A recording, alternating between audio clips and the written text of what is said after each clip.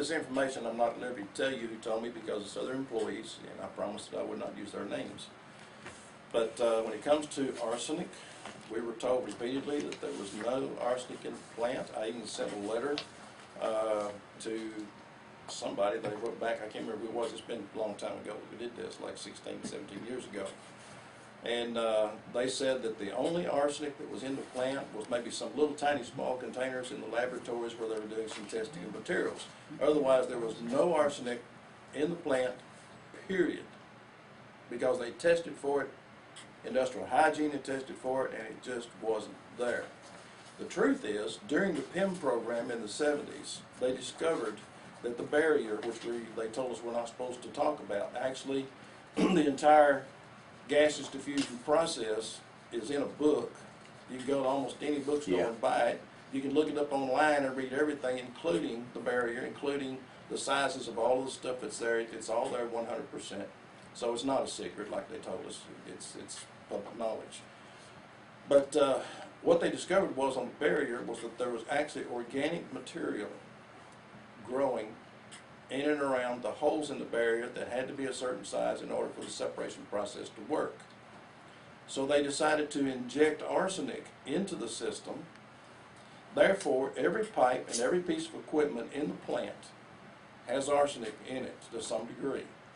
Now, a couple of years before I got sick, actually maybe less than a year before I got sick, I was working in a building, a 360 building, where we received the big cylinders that would come in.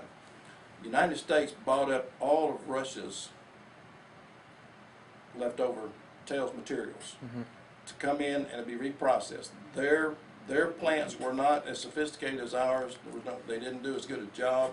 So there was supposedly enough material left in these cylinders that if we ran it through our system, we could get some more usable stuff. So the United States bought Russia's materials, brought it in, unloaded them out there at 360. When they take the caps off of the valves, those caps always had about anywhere from a teaspoon to a tablespoon of a green liquid. Nobody knew what it was. So finally, after one day, Sandy Walker, who was our supervisor, told Sparky Atkinson, who was a personal friend of mine and also worked in 360, said, "Sparky, what is that? What's that liquid?" He said, "I don't know." She said, "Well, take it over to the lab and have them tested and find out." Pure arsenic. They would take it, throw it out on the ground. Some of the guys, just being cute, they'd throw it at each other and get all over their coveralls. They didn't know what it was. They just thought it was water, condensation. So here you have this arsenic material that's coming in. Some of those Russian cylinders were rejected because once they did start testing for arsenic, they found that those Russian cylinders contained too much arsenic to be injected into our system. It would throw the balance off of the entire plant. So those cylinders are still sitting out there somewhere in storage because they couldn't use it. That covers arsenic. Lead is a natural byproduct. If you find uranium, you're also going to find traces of lead. And there's enough of it that if we had a release, there were many, many releases over the years out of that plant, no matter what they tell you. And so it settles as dust all over everything. So when we went in to work on these cleanup crews, we were getting arsenic and lead. Silver also is a product that's found readily with uranium. Let's see, it's arsenic, lead, silver, nickel. That's what I was getting ready to say. Here's a cutie. Nickel. Excessive amounts of nickel. Why would we have nickel? Well, as a cascade operator, see, at first I was in the security. Then I came over into operations, and I was a cascade operator. I kept asking. We got these machines out here that generate a 12-volt energy, and they're hooked up, bolted into the piping in the plant. What does that do? I wanted to know. It was my job. I felt like to know. Nobody could tell me. They said, "Oh, it's supposed to help the piping somewhere or another, keep it from rusting or something." And I said, "Nickel doesn't rust." And these supposed to be a nickel alloy that these pipes are all made out of. So why is this doing this? We got, And then after I was sick and after I came out, I was talking with somebody who actually, one of the few people in the plant who really knew what was going on. And actually it was a friend that came over to the house one time. I was talking to him about this static, electrostatic, what do you call it, cathode. cathode. Anode. Yeah. And he said, Cathodic protection. yeah, cathodic protection. He said, Mike, you just described a plating process. That's how we, you chrome plate a gas tank on a motorcycle or side covers or whatever else you're doing. That's the plating process. Nickel powder was injected into the system, flowed throughout the plant, and the reason that this plant's pipes and everything had lasted all these years, 60 some odd years, Because they're coated. is because it was continually being replated on the inside with nickel. And that nickel was flowing throughout the entire plant, and whenever we had a release, therefore we were subjected to my knowledge, and maybe more things, but to my knowledge, arsenic, lead, silver, nickel, and mercury. And when I had my hair elements test to see what I was poisoned with, those were the 5 elements that showed up. And I got them working on a plant cleanup crew, where we were taking the old equipment, picking it up, putting it in these big, huge B-52 boxes, capping it off, and that's it. Curly Ware was my working partner. He died last month from heart failure. A couple other guys worked with us. They're dead. Most of the guys that worked in 360, where those cylinders were being unloaded, they're gone. Is this the nickel carbonol, Mike? Don't know. So I don't know about that. There's a lot of that mentioned. Can I ask you a question? Yes, sir. Are you all having any problem with descending aortic aneurysms at Paducah that you know of? Because we've got a cluster of ascending and descending aortic aneurysms that have to do with maintenance, material handlers, and guards. And those were the ones that was around the process most.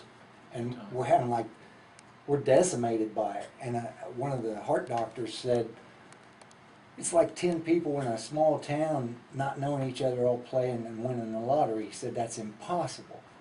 So there has to be something with the process that's causing the descending aortic aneurysms. Multiple heavy metals, heavy metals are far more dangerous than any single. I can't answer your question about the heart situation. All I know is See that if a there's lot of people anybody die you of might heart put the failure word out. from our plant, but I can't. I'm not. I'm not going to try to tell you something I don't absolutely know. Now, what I do know is Dr. Boyd Haley, University of Kentucky, and this is on YouTube. Any place you can find dozens of his videos have been posted on YouTube. It's easy to find. Dr. Boyd Haley did some experiments. He was actually concerned about dementia in senior citizens and for children, what do you call it? Autism. Autism in children. And he was concerned. He said that he really felt like that mercury was a big problem, and especially the amalgam fillings that we have in our teeth. So he did this experiment. This is back at least 15 years ago, 16 or so. And he took a container. He contacted one of his dentist buddies. The guy had a tooth laying in a drawer that had a huge filling in it, and been laying there for 30 years. And he just gave it to him. He took it, he dropped it in here, put some type of a special camera on it that would show, any activity or anything in it. And as soon as it hit that water, it started outgassing. So he began doing some experiments. First, he had 100 lab rats. He dosed them all with just a trace of mercury, and he kept on increasing that until they started to die. He marked when 50 of those lab rats had died, and then he marked when all 100 of them had died. And so he had this chart for mercury. But then he got to thinking, what if we mixed this with something else? The most common toxic element in our and has been for many years is lead in our society. So he took a trace amount of mercury and a very small portion of lead. First he did the lead test the same way he did the mercury, established that database. He took a small amount of the mercury and a small amount of the lead, and about 4:30, 5 o'clock in the afternoon, right before they closed the lab and left for the day, they had 100 brand new healthy lab rats, and they gave all of them this minute dose. When they came in the next morning, all 100 of them were dead. At a certain point in time, we lived on a farm, had a problem occasionally with rodents, coming around, so I bought some rat poison. The fact is, I never did use it. I just had it. But when I learned that, I went back and I got one of those packages and I turned it over and read it. You know what they used in that in rat poison? Lead and mercury. Arsenic. Trace amounts of lead and mercury. And then some other inert things. Now what he proved that when you combine two Metals together. two heavy metals together, two toxins together, they, instead of just saying, okay, this causes this amount of injury and this causes this amount of injury or the illness, when you put the two of them together, they become a deadly dose. It amplifies their It effect. amplifies everything about it. I had a 98 percentile level of a deadly dose of arsenic, lead, silver, nickel, and mercury 3 years out of the plant. When I got my foot, if I had not been in excellent physical condition, I wouldn't be here. And you got out of there. And I got out. What was your position at the plant? When I got sick, I was an operator, cascade operator. But I volunteered to work on these cleanup crews. I was on the first crew we were on was 5 years that Curly and I worked on it. We were overpacking the UF4, depleted uranium powder. We call it green salt, was the nickname it was given. There was, at one time there was like 30,000 barrels in the plant. When he and I took over, there was just under 10,000. And we packaged all them up, sent them off to Carolina Metals. And that was where I got poisoned. Well, partly I was starting to get uptakes. And then after we finished doing all of that, we were asked to stay on for what they call the RARP group, which is radio, let's see, something, I don't know, radionuclide cleanup, basically is what it amounted to. Now, I wanted to show you something about something else that you're talking about. Sure. In this 99 hearing that was at the Comfort Inn in Piketon, they're now coming out suggesting we didn't have lithium there. Well, there's a man gives a report right in the middle of this 1999 hearing. That's that what we used. was We a used lithium to make in the cells to make the HF. right. The fluorine. We had barrels of it, and We had a big vat of lithium up there. That's what we used in the cells. to we make had the warehouses the full of fluorine with. lithium, but they're telling workers now, don't mention nothing about the lithium. Well, I said, well, where did that go? Who did they cut that deal with? Who has the lithium? So, but That's what was in 410. 420 was the where we made the UF4. 410 was the cell room where, and we had a vat big as this room up there full of lithium, and that's what we put in the cell. 410. 410. Okay, but the key is here, we've got an identifier here, as Mike is talking about the heavy metals. The lithium now is a sick worker issue because nobody at DOL wants anybody to know about the lithium. Just exactly like I heard, they didn't want anybody, one of my claimants, to know about the lead. Because the lead, and there's an iron effect apparently too. There was high iron readings in the bloods of some of the nuclear workers. Lloyd Brazel is one of them. Now, and he had lead, and then when I got his reports, when I got his records, they were actually chewing him out or giving him all kinds of hell because they were saying, how do you know anything about lead? Where did it come from? Well, see, there you're getting the training from a claims examiner view, and then the hostility going back to the claimant shows up when they start identifying what they got sick of, what their blood work shown. The doctors are knowing what's there, and then the DEOIC people come in and say, well, what does that matter? What your doctor was wrong. You know, it doesn't have any effect on you. So the lithium, if that's a big process metal out there, and no telling how many damn people have been sickened by the lithium, and it's never been captured in their. And here's let me tell you all of what you just did for me. Under the act, and like I said, I wouldn't have done this under any circumstances unless I had been terminated wrongly at the plant, which made my day. Okay. They did me a favor, and when one door, you've heard that old saying, when one door closes, the other one opens. Well, this time a whole auditorium opened. Because under the law, every claim that's been filed and denied if I find a toxic substance that caused that illness, but the claimant went to the resource center and they helped them so much to go ahead and file their claims, but how many 80-year-olds and 75-year-olds knew that you had to go understand chemical toxicity in the body? None. And by the way, the law says you don't have to, but they didn't give a shit about the law. They went ahead and just denied the claims because you didn't list a toxic substance. Well, wait a minute. We're now in court. Greg Landorf had a toxic substance listed. Greg, he's got a case in court. We said, well, of course Greg Landorf's got a toxic substance he's been exposed to. And they say welding fumes doesn't matter. Okay? Now remember, these are regulations that say it. This is saying if you give an identification of a toxic substance, your claim will be reopened. Did you know that, Mike? And so right now... In other words, it's not a procedure. Hell no. It's not a friendly pat on the back, and McConnell can't stop him. And so all these good old Lockheed boys got everybody to deny claims, and we monitored the reason and basis for the denials. They used, even though, now get this, Mike, you'll love this, even though there was a material error in your claim, they've gone to Lockheed and got an opinion as a CMC, conflict of interest, by the way. I think that's the big legal issue. And Lockheed bought out QTC right after they called me, Alan Harrington, and said, Gary, we'd like to interview, have go through your, look at your records of your claimants. I said, now, come on, Mike, we're Lockheed-Martin. I like Lockheed, but I wasn't born last night, were you?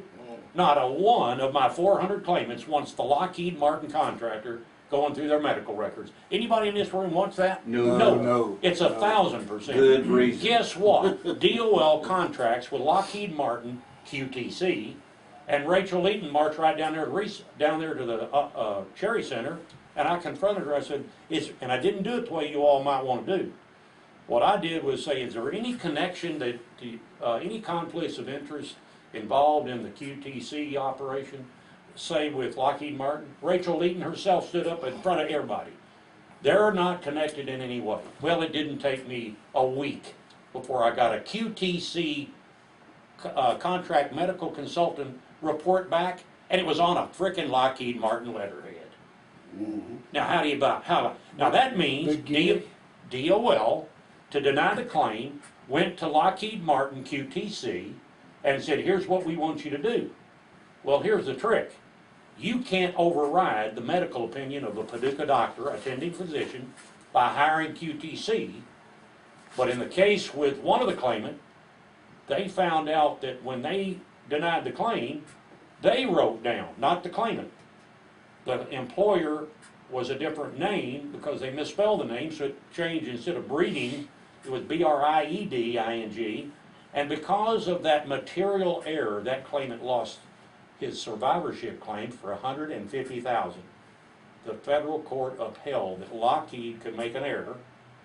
After you get this?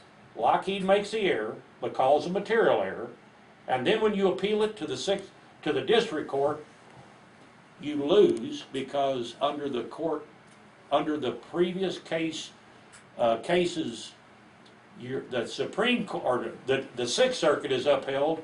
If it's a material error, Mike, you can't overturn, and you can't overturn the claim under the Administrative Procedures Act. So guess what DOL's been doing?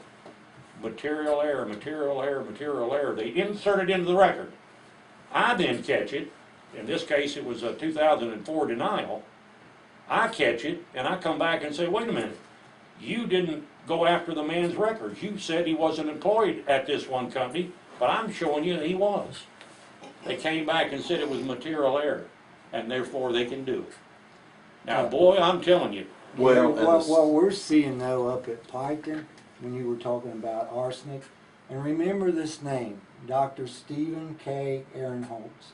I've seen his name. He is in everything that the CDC is not wanting to bring forward, whether it be the hidden logs that hit the table in front of Herman Potter and Chick Lawson.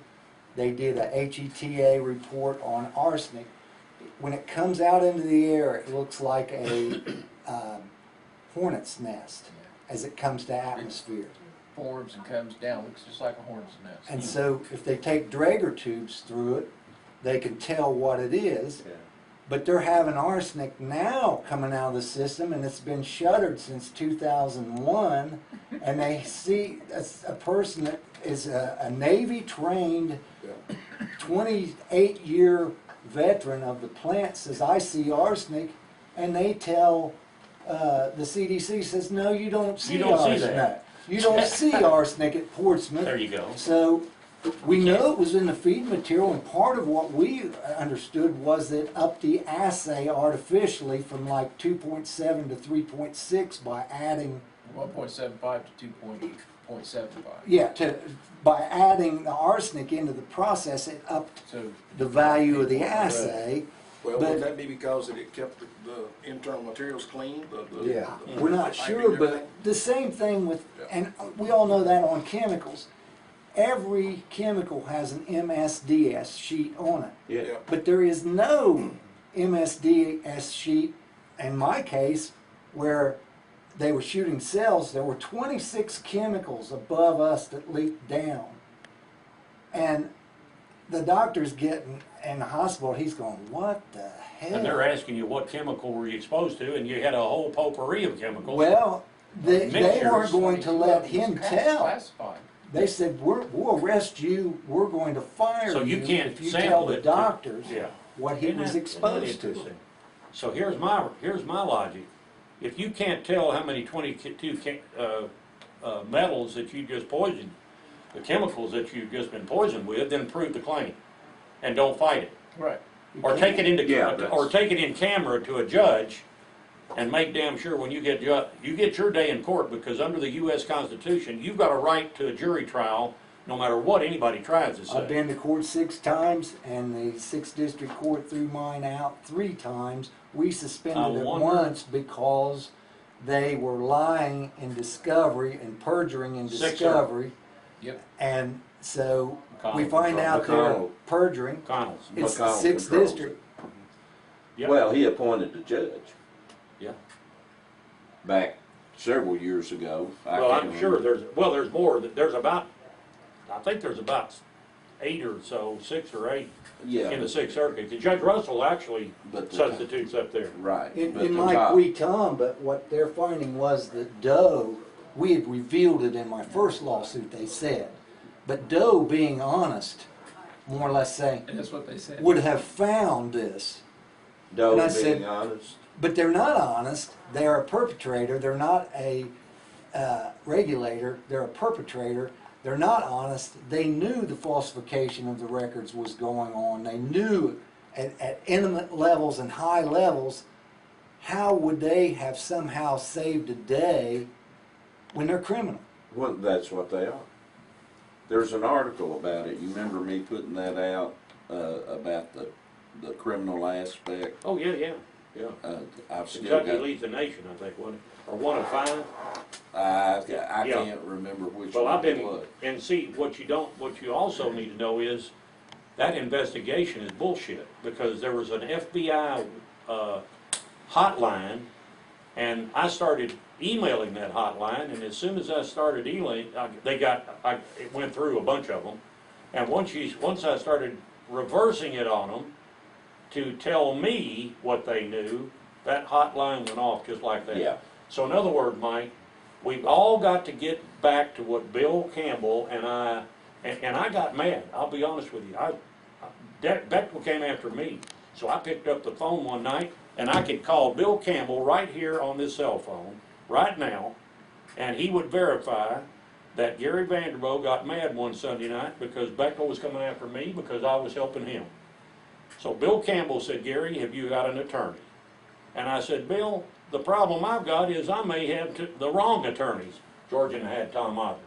He was Bechtel attorney right then, and George and I, he didn't tell us. So he was interviewing George and I to No, get he him. didn't disclose.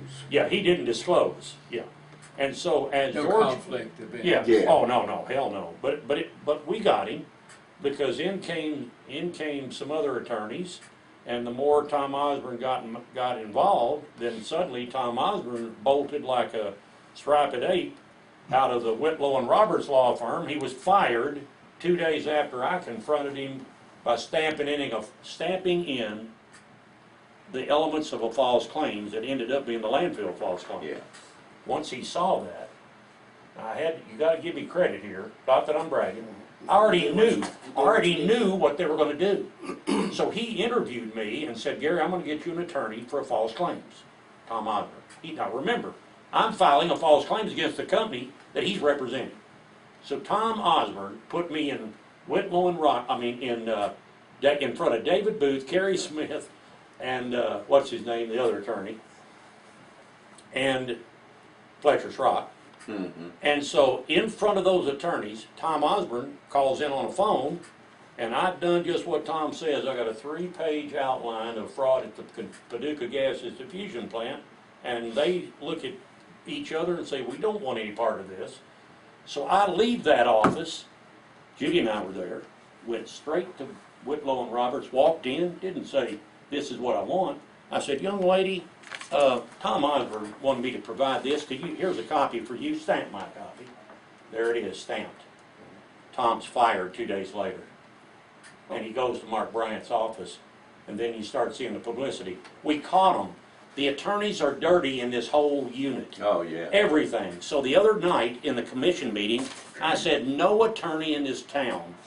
Sarah Holland sitting right there, her attorney works for Whitlow and Roberts, her husband. So I said, no attorney in this town is going to prove me wrong that plutonium wasn't released across this community. 2 days later, David witnesses what happens when you do that. Now, David, tell them, just so Mike, we get this on a record, tell them what you saw as we were going to a Cold War Patriots public meeting on public property. Okay, me and Gary, Gary had called me, and he asked me would I come up. They were going to be in town, and I said, yeah, I can be there that day.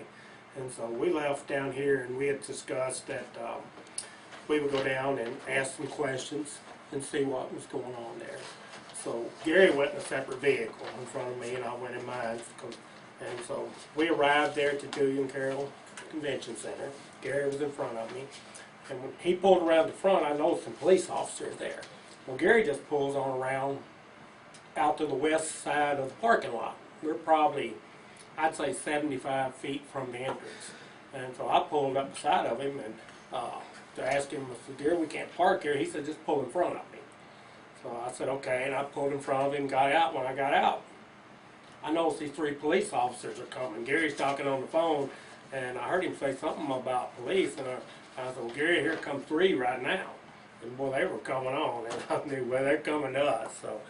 So Gary gets out of his vehicle, and they walk up to Gary, and Gary looked at him, and he said, have you got your cameras on? Well, he looked at Gary, and he said, and Gary asked him, said, who are you? And he said, I'm Sergeant Drew. And Gary, he looked at Gary, and he said, you know you're not supposed to be here. He said, you were served some kind of paper. And Gary said, or first he told Gary, he said, if you don't leave, you're going to jail. And then he told Gary that he had been served a paper. And Gary said, well, can I see that? Well, that's when he said, you're under arrest. And they grabbed Gary, and I'm standing at the front of the car, you know, watching this, and they grabbed Gary by the wrist. They don't say turn around, put your hands behind your back. They start twisting his wrist and slamming him against the car, and Gary's saying, be careful, man, don't break my wrist. And Arm, I think. I thought you said wrist or Well, it could arm. be in hell, I don't know. I thought you said wrist. Anyway, they were twisting it, and he said, and I've had hip surgery, guys, be careful. Well, they didn't pay no attention. They were just still pushing him and shoving him. And, you know, of course, his phone and everything went up on top of the car. I'm standing there like, what the heck's going on? You know, he hasn't done anything to get done like this. And about that time, I look up, and this black female police officer, she comes running up out of the parking lot, and she runs up to me, and she says, you get back. And I said, ma'am, I don't want no confrontation with you guys. And she said, I said, get back. I had her hand on her farm, and so I'm sitting there, and Gary, but this time they got Gary, they done got Gary twisted around, handcuffed, and got him bent, because Gary's tall, they got him bent over the car like that, and Gary leans around to me and he says, Dave, would you tell everybody what went on here? I said, well, I will if they'll let me. Old Sergeant Drew, he leans around me and he looks at me, he's angry. He's, you're out of here now. I thought, well, what have I done, you know? You didn't even get to go to the meeting. I didn't even get to go to the meeting. I haven't done nothing other than just stand there witnessing And what was Gary the being Cold abused War papers. for doing nothing. Cold War And papers. I went in and found They're out, fun. I arrived right after they had taken him off. Mhm. And, I can't say the old boy's name that I sat, Drew at the table with, or in the Cold War. Steve Davis. Yeah, Steve You and Davis. Steve went in together. We went in Better together. than me, I said, I'm on the phone with my attorney. I was on the phone with the police. No, I was when I saying did it. about him. Well, you know, it was shocking, guys, to see this going on, and really you don't know what they'll do. That's right. If he hadn't been there, I wouldn't be here. Yeah. This was a plant a pistol on me and shoot the whistleblower. That's it. Because 2 nights before now, you have to look at what happened.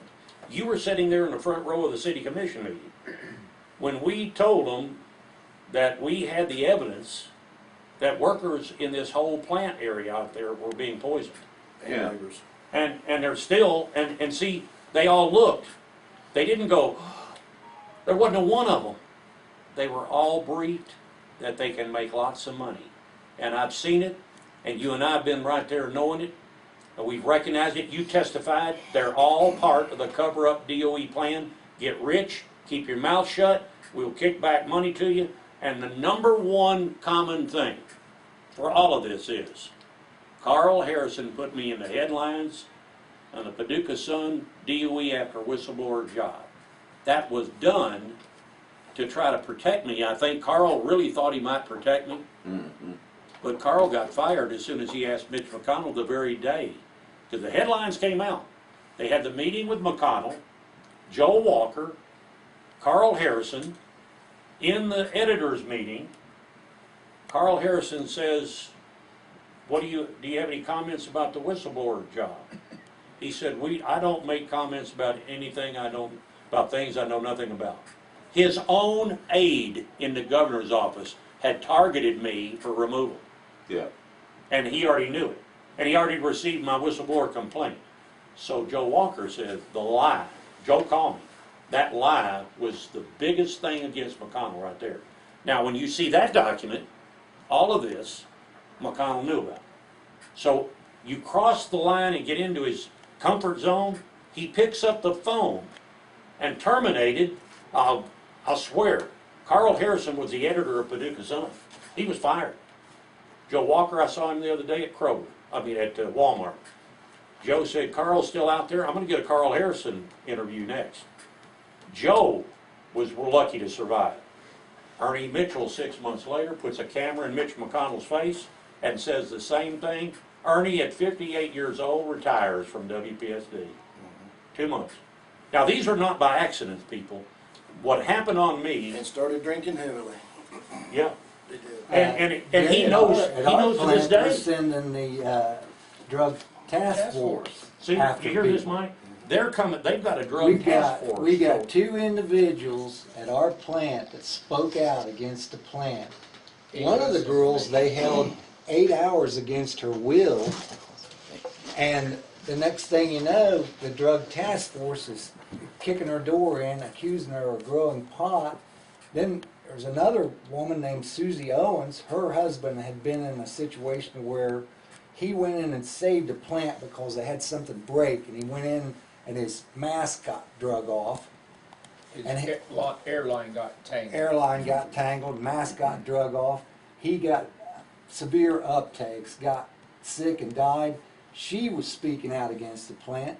She gets arrested, taken to Sauter County, and then transported to Pike County, and calls her lawyer. No charges against these people, but the drug task force is being used. So we tell Senator DeWine, who was at the 99 meeting, that He's now you Attorney said General. you'll get the bottom of this if it's the last thing you do. We've got Ohio Drug Task Force coming in on our people who have spoken out against the plant. He goes, oh, that's federal. I can't do anything about that. We're going, Ohio Drug Task Force, what are you not getting out of it?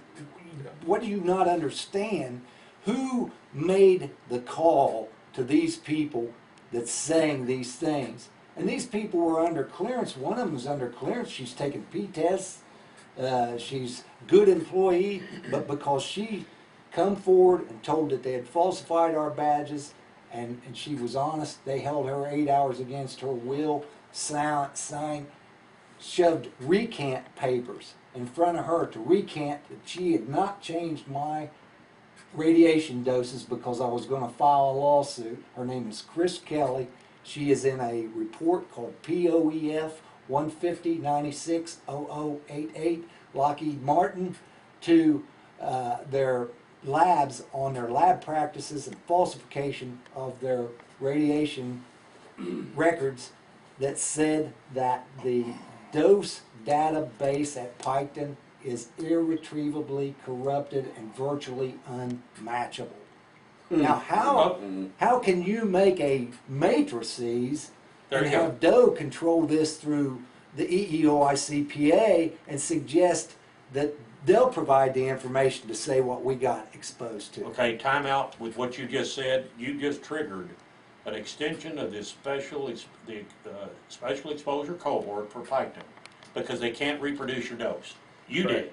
And so with what we're finding here, there was never any control of the radioactive isotopes. And so whoever put penalty, you have to look at the law. The whistleblowers at Paducah and Portsmouth were working. 4 brave whistleblowers, Mike. We didn't know. We didn't know it was Ron Fowler and Chuck DeShell and all of these guys. We just knew that DOJ showed up in our offices in '99. And we were told to cooperate with, and Bechtel said, preserve all your records, which according to Gene Dunkirk, we took that literally to protect all your records, right? But she took it to mean if you've had the enhanced DOE training, shred everything you got. They showed up when? Well, they showed up around 1999 to 2000. See, Tilson. Then they came back. Oh, yeah, they came back because they were investigating. Oh, yeah. We didn't know that John Tilson and all of them had a false claim. The DOE did. Yeah. Okay, DOE knew it because they get a copy of it. You and I, we gave our, when we filed this, we found when out we filed, George and I the hard filed way. there, we found out the hard way. As soon as George and I filed, or the second false claim, my first one was Dean Furman with the landfill issues. Then George and I came back in December, mine was in November, with Dean Furman, by myself, and I'll remember it forever because all day putting a brief together, and that night I ended up so sick in a Motel 8, throwing up all night long. But I loved it because by God I put the stuff on the record. Now Bill Campbell was a friend. Bill Campbell later on partially released my false claims. But when he did, there wasn't a fool around anywhere that didn't know it was the landfill manager that filed a false claim because I was the only one that would have known that Bechtel was false certifying the waste. Okay? Now, that's that one. George and I show up. We file the biggest false claims in my opinion because they were never characterizing their waste. DOE did not want now under the False Claims Act, DOE's they're not supposed to be joining as the perpetrator to defend the contract. They were going through the motions of characterizing that they weren't following the DOE order to certify it. Which is that's a contractor. That's right. It's in their contract, right there, plain day in Getting bonuses. They were getting bonuses, and by the way, still getting bonuses for doing the wrong thing. Yeah. And Yeah. so Yeah, what we had was a complicit DOE that as soon as you filed a federal false claims, they got a copy of it, then immediately started tipping their contractor off. That's now, right. under Threatening you. Yeah, then coming after the whistleblowers, which is illegal, but it doesn't matter. Law doesn't apply here. So, and you too. And so what we've analyzed here is that under the Federal False Claims Act, the law is being violated, and my contention is, Bobby, that if the law was violated under a False Claims Act, and DOE became the perpetrator, right, Jeff? They are perpetrators. Then the law itself was violated. And so if the law was violated, the intent of the law was violated because your own person that you filed it with was part of the conspiracy, then To cover it up. then the false claims is still valid. Now, did you hear what I just said? Well, yeah. The and then- billion-dollar false claim should be still valid. It That's should a be. legal decision, Right. and it's not right now. And to top it off, you don't just have the DOE involved with it, but the judiciary is involved through your politicians because they control those judges. Exactly, Now, but go a step further. You got John Kohler, Department of Justice, who is running interference for DOE there you go. for the contractors. And see, that's illegal. That's right. Because that's not in the False Claims Act. False Claims Act says you'll file it under seal and they'll investigate it without any detriment to the first relator. Now, here's what happens at that point. If I'm right, I've already sent this, by the way, to Donald Trump, so all of you need to know that. Do you think there's anybody in this room would care because not a one of you have I gone to and said, hey, would you support what George and I filed? You would support what we're doing because it's fraud against the citizens of the United States. In other words, the DOE contractors and their DOE employees and all the other contractors and their employees subcontractors are in a RICO scam Yes. where Donald Amen. Trump has got something coming for him. Gary, A cost I'll tell you- savings analysis. I'll tell you, But we're going to fund this program. I'll tell you something that we get They get triple damages to fund the ER program under what I'm proposing. under the Privatization Act. DOE and the subcontractors align, trying to run out from under the privatization to get the $2 billion. Gary Gregory Friedman is going to get his job as the IG. So we're filing before the privatization. Ralph Nader files a lawsuit. I'm sending in articles to the IG that there is criminality and a cover-up. A person from inside the IG's office, you have Vet Milan, she says, yes, there is a cover-up. So we've got those notes. So then I go testify in front of the United States Senate, call Lockheed and DOE criminal, and then the DOJ does an investigation, and the OIG of DOE does the investigation. Now, how does that work? That's to me. How does that work? That's conflict of interest. That's conflict of interest, and it's illegal. But my point, let me tell you what I've just given you all. With what Jeff is saying, if they violated the intent of the False Claim Act, and George and I filed this thing, we filed it innocently, knowing that Bechtel was falsifying the waste stream, not Lockheed. I mean, they probably were doing it too, but we only can go back 6 years. So George and I filed it, 2002, and what happens to George? Immediately, Bechtel threatens his life. Immediately. And so somebody leaked everything. They started putting the pressure on George, and I just sat right there, and I didn't want to be left in that plant, by the way, by myself. So he finally can't take it and resigns. And he resigns in spectacular fashion, I might add. There should have been a movie made about it on its own. But aside from that, think about this. What is I could tell this story every day, but if you all don't hear this and get my point, Donald Trump is the new sheriff in town. And as we know, for 16 years plus, this corruption was gigantic. And there were people, their brains are not focused on doing the right thing, protecting workers or anything else. They're looking at how to make billions of dollars to stick in their pocket. And Bill Clinton was one of them himself. So forget about parties. We're talking about... Oh, it's apolitical. It's They started apolitical. out on the right foot. Bill Bennett started out saying, yes, we're going to help the people, But blah, that's blah, blah, blah, blah. But that's part of the ruse. And Wait a then he minute. was gone. Well, wait a minute. That's part of the ruse. Bill Clinton, Bill Bennett, all of those guys knew that Bill Richardson, you're talking about Bill Richardson shows up at the plant. Bill Richardson said, this is just abhorrent what the DOE has done to you, and da-da-da-da-da-da. David Hayden, George, you were probably with me, stepped up in the room and raised his hand in front of Bill Richardson and said, what happens if we tell you these things and then we get retaliated against? David Hayden said it to Bill Richardson. Well, he said, I need to know your name so I can talk. I can keep in touch with you. Bullshit. He was attacked, we were all attacked because we knew what they had done. Absolutely. But we filed the false claims in 2002. So all the investigation was going on, ongoing. Mine was November, landfill. Oh hell, Bechtel was running shit up, trying to run stuff up there, and I was kicking him back every time.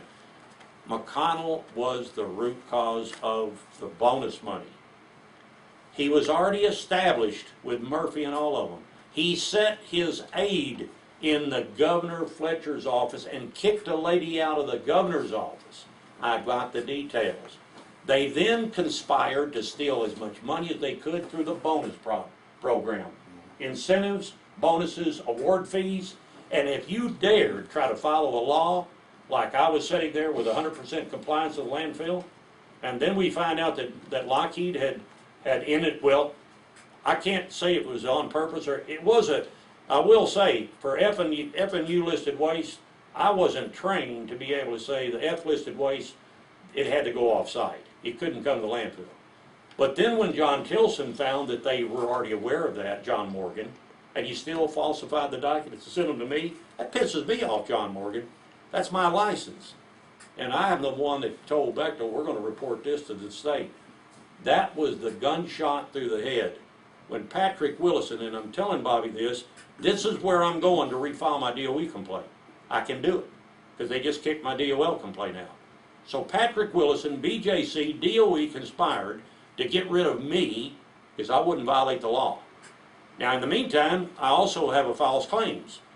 Well, DOE and Bechtel got together and killed the false claims, because they were going to let Bill Campbell come after that $1 billion. But now we've got a new sheriff in town, and Mike, this is where all of you, I want to tell you, if I can make this one stick with a law firm with all your help, we're talking $1 billion at least times 3. Donald Trump's got his funding mechanism for environmental cleanup without the crooks getting the bonuses and lying and circling this waste, and pay the nuclear workers. Now we've got sacrificed. We were told, take what you get, we're not going to pay but 2 out of 10 of you, and the Resource Center was right in the middle of it. That's what Stuart Toller's wife told me, just face to face. Oh hell, hey, amazing. She told, I believe it was, She told Gabe- you what?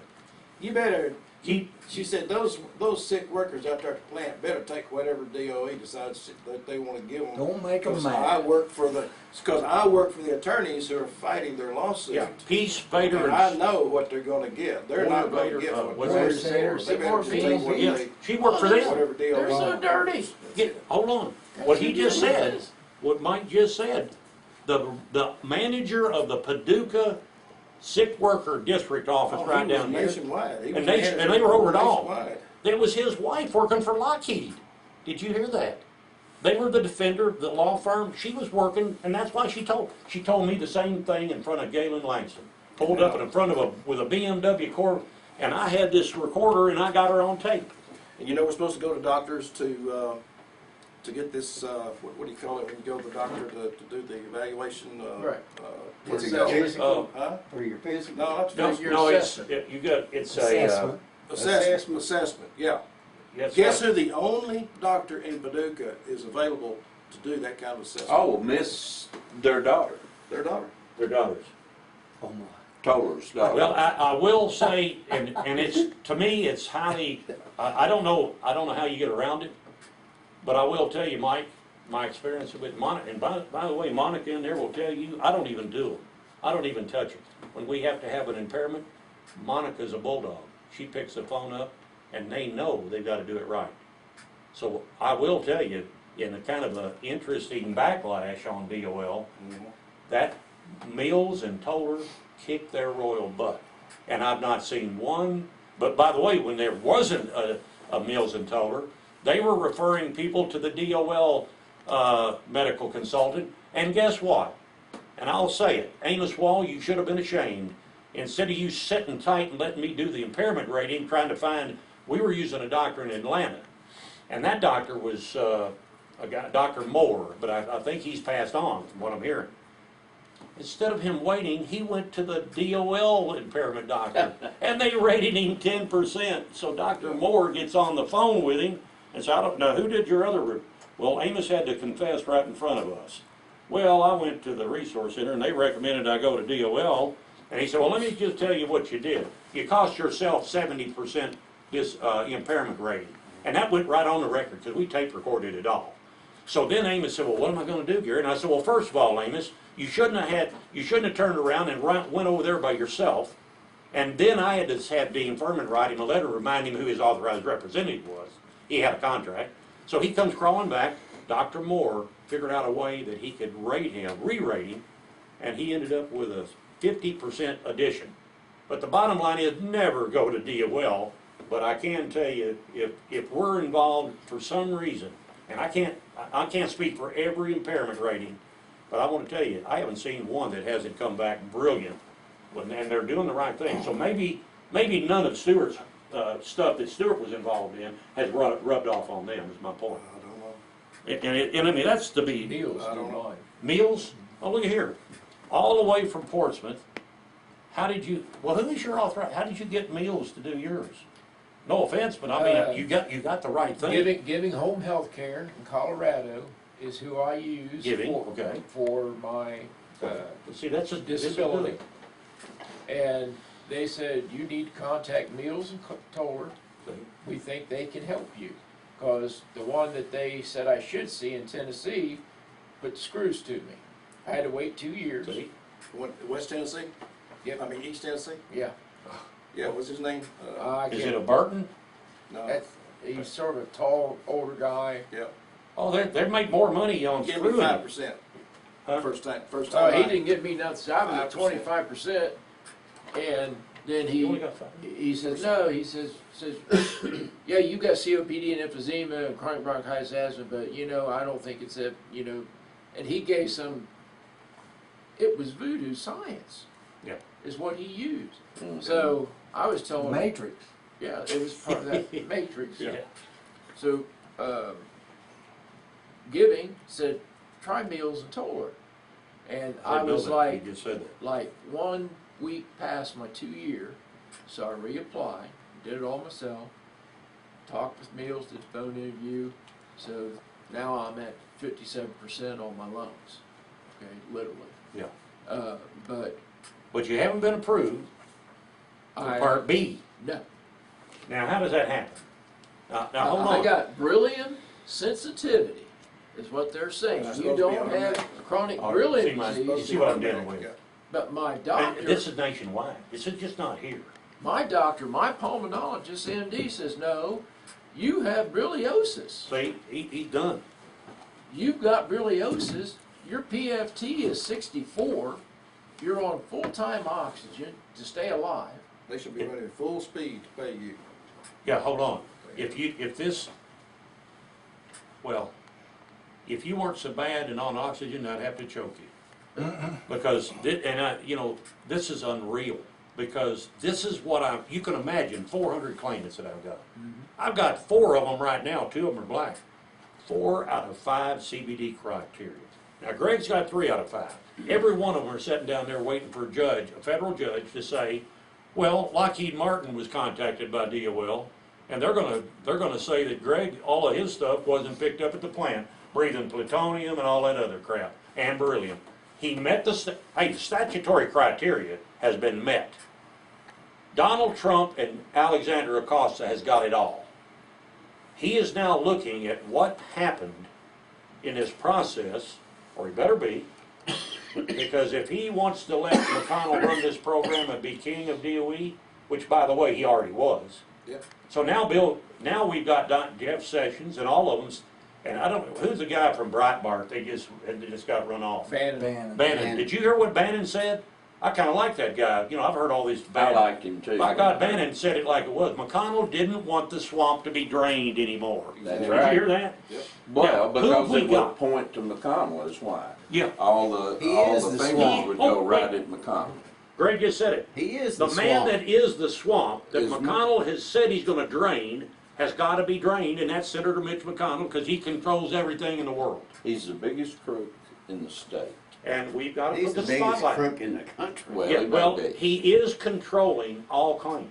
Don't get that, don't miss that out. I wouldn't doubt it. And so he knows the senators are I've got to claim it. His wife set up the DOL program. Yeah. Oh, yeah. They set her up to be the head of the DOL when this first started, so he could control it. Now, Period. now here's how you have to unravel Secretary the of the whole. Department of Labor. Yeah, you have to unroll this, unwrap it, just like I told Susan Crabtree when she called me. Do you know what you're getting into? I'm not too sure you do. If you don't go through with what you're doing, you're going to injure a lot of claimants. You're just going to put them in the spotlight and then cut them off by. It's sort of like, send a first initial attack party. They go out and they're supposed to have backup, and somebody calls and says, well, we're going to go to another party somewhere else. Well, then you just cut everybody's Benghazi. throat. Yeah. Well, And so we've got to be careful, because the way you take that out is we are sending things now, priority mail, to Donald Trump, Jeff Sessions, and we're going to start adding Trey Gowdy. Because Trey Gowdy he isn't. needs to be. Hey, Trey Gowdy, he's on the committee. He's a cutthroat, buddy. He's gonna get him. Buddy, he doesn't put up with this shit. But let's say they go He to knows him and his McConnell stuff, says too. to him, now think about this. You gotta think outside the box. That's what Tom Osborne told George and I. Y'all just need to think outside the box. Well, okay, Tom, why in the hell are you involved with Bechtel and representing us? So think outside the box. What are they gonna do to Trey Gowdy when Trey Gowdy gets the certified mail which shows he received this evidence? And Bobby, that's why this tape is so important as of, what is the date? Anybody got the date? 13th. 13th of September. Anything after the 14th, we've already got that time dated, don't we? Everybody agrees today, the 13th? 13th, You're yes. damn right. So Yes. after we get this together, there's law firms that know what this means. And I'll tell you what it means. I'll tell you because I've already been on a phone call a month ago with a law firm and with an attorney I won't mention, and Mick Harrison. And when Mick heard, we had an open discussion.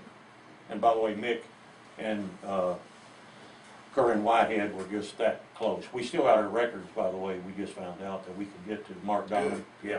You So we still got an army coming here. Corinne's record. Corinne's. Yeah. That's great. Mark Donham said the guy that's protecting them wouldn't give them to some agency. And I said, thank God. She tried So now hard. we've got Corinne Whitehead's records locked up in her house. We haven't got them in our possession, but Corinne wanted Mick Harrison to have them. And she told me that. But Mick is so busy, he just can't leave and go get them. Then she passed away. So what we've got to do here is we've got to organize something so big that, and we're all, I want to tell you, every one of you are threatened in this room. Oh, yeah. Bobby's he may be getting the final picture of all of us, but I'm finding out that there's an army of people right now that want to join us. One of them, George sat right next to him, Mike. He went on into the Corps Papers meeting, and two of them gave George their numbers for me to call them. I then went out to their house, and they got dump sites out there that they showed DOJ, and Mike, they didn't show up on Bill Murphy's Isn't that dump interesting? site. Of course not. Well, hell no. So we asked. And they See, were I had there in the already- 50s that's a and new one. 60s. Yeah. Oh yeah. Bill Murphy's the one that characterized the SSAB at Piketon. Yeah. So, Oh. So Well, this is, now Go you're figure. seeing the commonality here between both sides. So our Paducah leaders forgot that Jeff and we can think, and we have minds of our own. So in this room right now, I'm going to tell you something, and Jeff knows it. Jeff was, Chick, you know it. Material was being shipped out of Portsmouth. Jeff knows it like his back of a hand. That's why I don't try to get the details. well, we told the FBI this, but they go, well, did you get documents? We said we absolutely did not get documents. But that's good for now. When we worked under 161K of the Atomic Energy Act of 1954, we had the right to make arrest based on Yeah, state reasonable suspicion. Yeah. Yep. And so when someone comes from the plant to us and they say, oh, if I tell them I'll be fired and a discriminatory How firing, many HPs were involved? 23, and falsification of radiation documents right while the CDC was having their investigation from 2013 to 2015, no mention of it in the report. Murphy was in charge of $393,000 fine, and then they mitigated That's a it smack on the down. hand.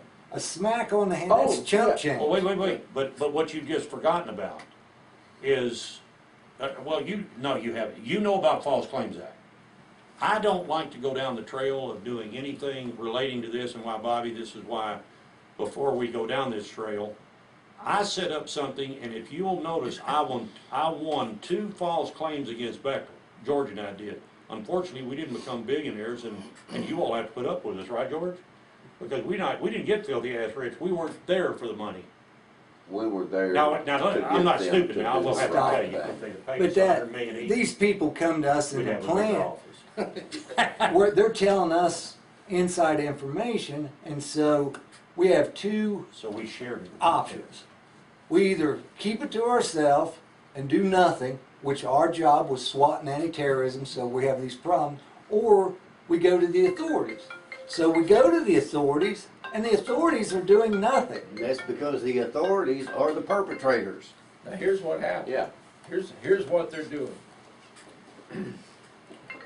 They've got the old converters sitting out there. They're doing D&D. Come on down. They're loading them Come up on with down. material. Mark, come on They're down. shipping them down on a Come on truck down here to Paducah. Now, how we Come found on down. out, they shipped a truck.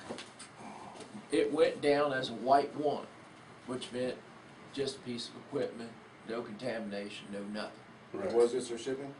Huh? What was this for Old shipping? converters. Old converters. Okay. Supposed to be empty, supposed to be cleaned. But they weren't. And they're Now, coming. they had 1 HP tech that was supposed to meet all of these trucks as they come in, wherever your shipping comes in. The truck called in and said, I'm gonna be late. So the guy says, I'm going to lunch. Well, whatever happens, he got there early. They sent another HP tech. He goes out with his meter. He goes, whoa, we can't take this here. It's too hot. We're not licensed for Now, this when stuff." was this? This is in the last 3 years. Yeah, Okay. we've got the documents. Okay. And the documents have is where we filed with federal DOT, filed with Kentucky and Ohio, because they're taking illegal shipments over the road. Over state line too. Yes. Over waterways, over. Now, the problem with that, knowing how uranium Highly reacts contaminated. when it gets, let's Wet. say a truck catches on fire. It's got black plastic taped over it. Fireman comes up, truck's on fire. It's not Huh. marked. It's got a white 1, so water's usable. Don't have to worry about foam or nothing. We just squirt water on it. And the people on the highway are going to say, what did you see? Well, the fireman went up, was trying to put the fire out, No, and there was a this big gray blue smoke. flash. HF. Yeah. And HF come off of it. Blue flash comes off Well, of we're it they're telling putting them. high-assay material on the highway. inside to move it down to Paducah so it can be blended down. Yeah, Yeah. That's what they're doing. yeah. They got caught, so now this The truck is solution was To sitting pollution outside. is dilution. Yes. That truck sat outside of your shipping for over a week and a half. They're trying to decide what to do. So finally somebody says, well, let's slap a yellow 2 on it and we'll send it back to Portsmouth. Where are they receiving those now?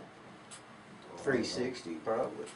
And the 360 East on places End. to really set up. That's Of course, what- if they can get into That's the the only plant, they place go to they- any feed station. Each building goes Yeah, to but a I feed mean, station. that's the only Yeah. place they can receive us at Carl 360. North, I think so. remember this name, Legally. Carl North, FBI, Cincinnati Division. Him and Andrea Croft, the federal DOT officer, show up at my house. He calls my house and says, is this Mr. Lawson? I said, yes, it is. He says, I'm Carl North of the FBI. He says, I will be at your house in 15 minutes, and you will be there when I get there. And I said, well, I'm Charles Lawson, private citizen. Are you impressed by my name? And he goes, well, no. I said, I'm not impressed by your title either.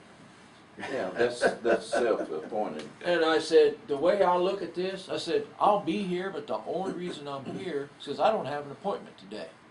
So they show up, And my son, he's rebuilding a '68 Jaguar, okay?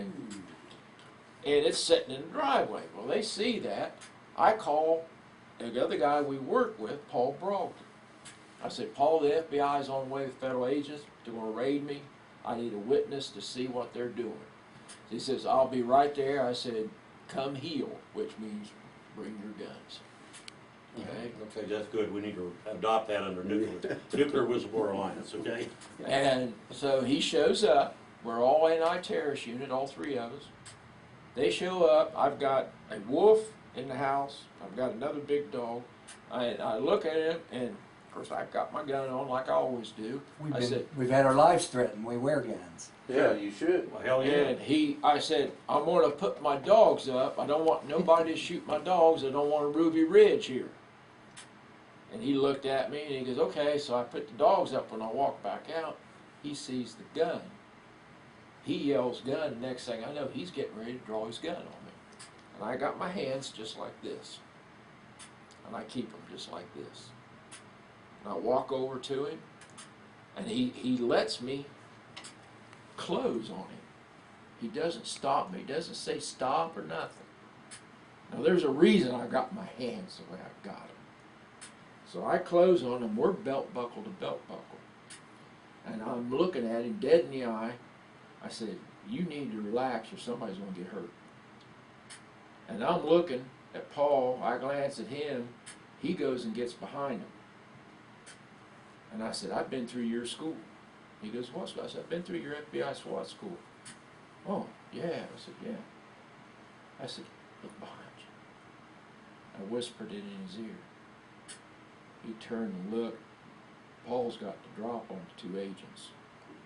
He goes, oh, shit. I said, you're going to relax or somebody's going to get hurt. And finally, he takes his hand off his gun. And then he sits there. He looks at my son's Jaguar. He goes, does he want to sell this? And I said, no. He goes, Change gears on you. now here's the next thing he says. Now, that's a federal agent. I'm thinking he's setting me up. He goes, I got a full automatic Thompson submachine gun. A guy died. His wife gave it to me. Says, I'll trade you $8,000 in that Thompson for this Jaguar. Got a trick every minute, don't they? And I said, no. I said, it belongs to my son. You'd have to talk to him, but I You'd have to have seriously. a Class 3 License. firearms license. Yeah, you'd have to have the license to get it, even though you've got Yeah. concealed carry and all See that. how tricky they are? So finally he comes in and he says, and the first thing he says is, now we want to see those documents you got. I said, what documents? Well, the documents on the illegal shipments. I said, when we made this report, we told you we did not accept those documents. We didn't touch them. We didn't look at them. We wouldn't even let them take them out of the envelope, the vanilla envelope, to show this. No, I don't want to see them. They're probably marked either business confidential or classified or some other classification. How did they do the bill of lading? That I don't know. We don't We know. Well, did you're not not- gonna need to know right yet. What he has given them is what you and I have been doing. We give them information as a first relator. And so when Jeff called me and Chick talked to me, we were on the phone with Mick Harrison that quick. And what they heard was, see, under the False Claims Act, you got 6 years to bring charges as a first relator. Yeah. And everybody wants to race in and do the dirty work, but you don't have to. Because you can go get your detailed evidence and Bill Campbell will be back. And Bill and Jack know, once we come down the pipeline with the real law firms that want to do it, and it may not be, Mick is all Mick is, oh shit, you've got a good one? Mhm. And then, what I'm telling you is, whether it's Nuclear Whistleblower Alliance or Commonwealth Environmental Services, I'll stand by my press release. I look forward to making sure the government gets a lot more of this money back into their treasury. They Well, that's didn't where it like needs to it, go. and Mitch McConnell didn't like it, because I was 2 for 2 against his golden boys, Bechtel, okay? You and George was 1 for 1. Well, you got floor pitching and catching now. Yeah. Oh, yeah, and so now, not only Fluor, we've got one whistleblower that's not here, Ricky Ladd. We've got Fluor now, and Babcock, Wilcox, whatever the initials are. Babcock, BWX. Wilcox, Now they've moved and after, CH2A. after concealing the plutonium in the Duff 6. Oh, boys, you're gonna love this. They haven't been operating the Duff 6 projects. DUF6. The UF6 project, how's that going in Portsmouth, by the way? Zero. How's it going in Paducah? Zero. Do you know why? We've just sat here and identified plutonium and neptunium at 37,000 cylinders. Mike, would you like to be out there when they burp the first cylinder out of the Duff 6 project? I'll pass, thank you. Yeah, I figured you would, but we're not stupid. So there's your false claims again. Now, it's a very tricky and slippery They've slope. already been selling the acid out of it. Oh, they have. Yeah, that's what they're doing. Okay, is that That's what- acid? That's what they're doing in the Dove 6 project. See, that's selling what they acid. were Where are going they to selling? do for Northwest Energy on the tailings that Okay, what was McConnell, it? Paul, and Huh? Whitfield oversold by $750 million. They stuck it to Northwest Energy, but they weren't going to move those. They were just going to do the work there, and then you all would have work. But it didn't matter what happened to the sick workers. It didn't Yeah. matter what happened. You're to gonna the have work, community. you're working in plutonium. You got but yeah. work. You got work. You got So work. don't You got complain. more deaths. The hospital built a cancer hospital, and then they're gonna have more cancer people here locally. What happens when you have a cancer cluster in a DOE environment? Do you think for a minute that those people don't get evaluated by DOE? Well, let me quote what happened to Ronnie Lamb. Ronnie Lamb went to Lourdes Hospital, and he'll tell this story. He's already had one guy in Oak Ridge say the same thing happened to him.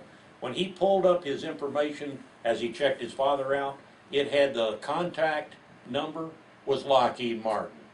So they already knew. You remember that, Mike? You It's probably two heard it. different guys. It's two different guys. So, Johnny in the SCNA said that they had to go to DOE for review of anything that Before they SCNA even did. reprint the report. really. Oh yeah, they will Well, alter see, the report. see, here's what I witnessed when Ricky Ladd had his laws. George and I were there at the courthouse. Mm-hmm. I walked out in the hallway, and Ricky Ladd was being retaliated. Did I remind you all that whistleblowers don't have protection? So these are arrogant DOE contractors who promote the retaliation. Yeah. So, except they didn't know about Don Seaboard. He was a nuclear Navy guy, and Don took when I went to his office one day, he said, "Gary, fill this out." I looked, and it's an employee concerns form. I said, "Don, if I fill that out, every Bechtel employee in the world will come cut my throat, right, George?" I can testify. Yeah, and so George can testify. So, of course, I gave it to Tom Osborne. Tom looked at it after I got it completed. By the way, I found it on some of my documents on my computer. Tom Osborne's the one that told me to fill it out. Tom Osborne, now I didn't know, I probably forgot it, you probably told me. Yeah. But guess who told me, guess who told Judy to file it? Tom Osborne. Uh-huh. She went to his house, file it. I remember They when knew that to get rid of George and I, they had to convince us to do an OHA claim, and we filed it. And DOE put me under whistleblower protection. I've got the documents. Mitch Hicks was given the assignment to protect me. Bullshit. Then in comes Yeah, Murphy, There ain't no protection. and they there. fired Don. Called Don. Don was my protector. Yeah. Well, they fired the DOE Paducah site manager to get to me. Yeah. Now, Don was doing a good job, but he realized he was over his head. This was big. Because it was getting into McConnell's $1 million program. Into his inner sanctum. Well, that was what, see, when I got a hold of Aubrey Flint at the OIG's office, and Chick can tell you this, they're writing in, they said, we guessed it was Jeff Walburn. Huh. They guessed it was me. And I thought, well, shit, I wasn't ever trying to hide. Who Me was neither. hiding it? I'm pointing at them directly, saying they're criminal. I'm filing hotline complaints. We got Yvette Milan saying, yes, there was a cover-up. And then you got the OIG writing every elected official that you can name that there wasn't a problem. Guess whose name is on the whistleblower complaint that Don asked me to file? That long. Gary S. Vanderboe. Now, you got a box to check. Anonymous? Oh, I didn't ever check that. No, you never checked that. Or sign here. Well, in my job, how many landfill managers you got in the plant, George? Well, you got So- one that performs so- operation, they'll have backup. Well, you may have a, well, Where they yeah, well, operate. I'm talking about Who license. signs off? Under the permit. Key disclosure statement. The name's on Under the permit. disclosure, yeah. So that's on file with the state. But now we got a bunch more at Bechtel, don't get me wrong. They just didn't know that they couldn't tell me what to do. So as polite as I could be, I basically said, you won't come through that gate unless you do what I tell you to do and what's into this permit. That Tell don't them who work. wrote the procedure Yeah, for George. disposal of waste in the landfill. Yeah, George wrote we both wrote the You procedure. and I and Jan Buckmaster. Yeah, the and three we of wrote us the wrote. procedure, well, in comes, when they're doing their assessment, they say, here, I found the email yesterday, they go through, well, we've gotta have a procedure. Wait, you gotta see this. So they're going through talking to the state, DOE, at Bechtel on the phone, Steve Davis. Well, you gotta have a procedure, there's just been a lot of hazardous waste put in, and first thing you need is a procedure. So I let them go. Randall Russell's on the phone, by the way, and I got the minutes. Pulled it up yesterday. Now, I'm gonna tell all of you, there's some divine intervention going on here. Because when I got on my computer for the first time since I was telling everybody my computer system is being backed up and a new, safer programs, I get on there yesterday and I type in something and up pops my whistleblower complaint. Filed on December 31st, 2001, Mike. 4 days later, it's stamped in Oak Ridge. And then, what I'm telling you is the very whistleblower complaint that was protected activity, it's a slam dunk. They were telling me to hide the hazardous waste that they had falsely characterized in the landfill. Patrick Willison, BJC. Now, I filed my false claims against BJC. But the big thing is, the OHA now it's going to be reinstated. You see, now we're going to go back. Mick Harrison's going to help me refile the DOE complaint. So in this room today, every one of us are threatened because you know why? We're whistleblowers and we don't give a shit what anybody thinks. You do it right the first time, and you don't come to me and say, here's some money to do it wrong. Mike, would you have ever taken money if they told you that? No. Would they have owned you if you did? Yeah. Greg? Absolutely. Absolutely. If you think Donald Trump's going to take the money that Mitch McConnell's going to promise him No. to keep, because McConnell's got the evidence. I mean, McConnell's got my evidence because I loaded the emails and told him what was going on, like he was my buddy. The reason Not I one left time the did he ever plant say, let's meet in Paducah and talk about this. was Isn't that weird? they had demoted me down. I was the first full-time person hired in waste management at Paducah on the ER side. And I had to write procedures, and I just built the program with the help of several people, but in the beginning it was just me. It's George. He is the Paducah president. And I started discovering all this stuff. I had 5,000 drums of waste that I was babysitting, Right. I remember that. and most of it is on H3 pad. And nobody seemed to know what was in that We waste. didn't know what to do with it. Yeah. No, hell no. Well, they called it a 90-day area. I mean, And the first thing I told them was, I says, well, why don't you if call you're it a saying 2-year this is a 90-day area, Been there for Then- 5 years. you're in violation of the law. Scoot over. Well, no, George, you just said something. That's RFRA, right? Yeah. Yeah. So George just pointed out that they had 90-day areas for storing hazardous waste. That when you looked at your first RFD, let me give you a simple thing that you observed. Here's one in let's say 1985. And what's the date you started working there, George? I started working there April 27th of 1990, and then went over to the DOE side on ER. May the 1st of '92. Okay, so then George gets his RFD, 90-day area drum, so he sends his crew out. I'm gonna need to check all these drums. And George is, I will say, George is a mathematician and mathematical mind. And if I ever needed somebody to look at a list of drums and tell me what could go to the landfill, there's a man that would tell me. Because George and Mike, we went to school together, didn't we? Didn't you go to Tillman? Mhm. Hell, I don't know. We had some, and Greg, look here. Look at here. There's a Tillman, a Tillman, a Tillman, and a Tillman. Now, by God, we had some good ethical people there, right? Yeah.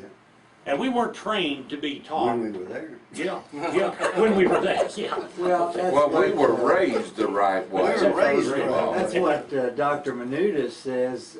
This is a If generation you're using that's data that's gone. garbage, and you put data in that's garbage, then what comes out is What's the garbage. value? There you go. And, There's and no value. Perfectly Elsie said. Bradshaw, Garbage in, garbage out. You, she would say if the data's no good, the experiment's no good. there's your root, let me tell you, under Lockheed-Martin, I'll give you all the root cause analysis. Every damn bit of this is driven by flawed data. Yeah. That's what Yes. George and I filed on. That's That's what we we're recognize. running That's what we That's- told. And That's see, when what Bill the mayor Campbell of saw it, Piketon's running and Dean into Furman at filed, Piketon, mischaracterization he's out of Louisville. right. Well, He could've been right here with us. Every but bit of it's At the, mischaracterized. And Well, building. and it's not lied. only And mischaracterized, it's been characterized Yeah. over and over again. Again. Well, he's And not overpacked. He's not criminal. As in- And re-overpacked. Right, but we paid different people to do all of that stuff. And then they couldn't begin to tell you which one was right. You know, which data you could depend on. He prosecutes false So claims. it was just I said, a well, is he coming in to listen? circle. And Sure. That's part what of we're my- running into at Piketon right now. and Part of my it's- job was to inspect those storage areas every day. DMSA's? Yeah. Good. You say some of the Every day, day. not 90 days, but they've been there Every 5 day. years. Oh, yeah. Oh, 10 years. I mean, What's on the his weekends and stuff, when the regular people weren't there, then utilities had to inspect those areas. inside the And- process building. And- Inside the process buildings and out on the Good pads Lord. and everything, we had to inspect those areas and check and make sure the drums weren't closer than they were supposed to be Yeah. or Oh, yeah. whatever. Nobody moved anything. And let me tell you what And else. look at the drum, and some of them we had to look at the drums and make sure nobody moved anything in there they weren't supposed to move in there. As the waste And we had to be coordinator, we had to be trained on all that hazardous waste. Yes. I would get RFDs where the subcontractors were generating waste off of the project side, where they were doing, and when I started there, they were just winding up phase 2 site investigation. But they were doing lots of other investigations, wells and you name it, and they had little names for each one.